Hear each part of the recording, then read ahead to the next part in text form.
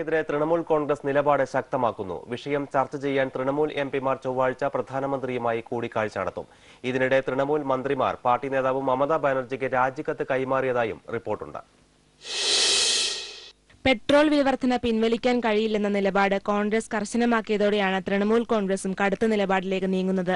പ്രശ്നം ചർച്ച ചെയ്യാൻ തൃണമൂൽ എംപിമാർ ചൊവ്വാഴ്ച പ്രധാനമന്ത്രിയോട് സമയം ആവശ്യപ്പെട്ടിട്ടുണ്ട്. വിലവർധന പിൻവലിക്കാൻ സർക്കാർ തയ്യാറായില്ലെങ്കിൽ മന്ത്രിസഭയിൽ നിന്നും രാജിവെക്കുമെന്നും പിന്തുണ പിൻവലിക്കുമെന്നുമുള്ള നിലപാടാണ് തൃണമൂൽ നേതൃത്വത്തിന്റേത്. പശ്ചിമ ബംഗാളിന് കേന്ദ്ര സർക്കാർ പ്രഖ്യാപിച്ച 20,000 കോടിയുടെ പാക്കേജ് ഉടൻ ലഭ്യമാക്കണമെന്നും എംപിമാർ ആവശ്യപ്പെടും. പ്രശ്നത്തിൽ NCPയെ അനുനയിപ്പിക്കാൻ കഴിഞ്ഞ കോൺഗ്രസ് ഇതോടെ വെട്ടിലായിരിക്കുകയാണ്. എണ്ണ കമ്പനികളുടെ തുടർച്ചയായ വിലവർധന ന്യായീകരിക്കാനാവില്ലെന്ന പൊതുവിലയിരുത്തലിന്റെ അടിസ്ഥാനത്തിൽ കോൺഗ്രസിലെ ഒരു വിഭാഗവും വില കുറയ്ക്കണമെന്ന നിലപാടിലായിരുന്നു. എന്നാൽ വില കുറയ്ക്കേണ്ടതില്ലെന്ന പ്രധാനമന്ത്രിയുടെയും പ്രണബ് മുഖർജിയുടെയും കർശന നിലപാട് ഇവരും അംഗീകരിച്ചു. തന്നെയുമല്ല, പ്രതിഷേധത്തിന് വഴങ്ങി വില കുറച്ചാൽ ഭാവിയിലും സമാനമായ സ്ഥിതിവിശേഷം ഉണ്ടാകാമെന്നും ഇത് രാജ്യത്തെ സാമ്പത്തിക പരിഷ്കാരത്തിന് വിലങ്ങുതടിയാകുമെന്നുമാണ് പ്രധാനമന്ത്രിയുടെ നിലപാട്.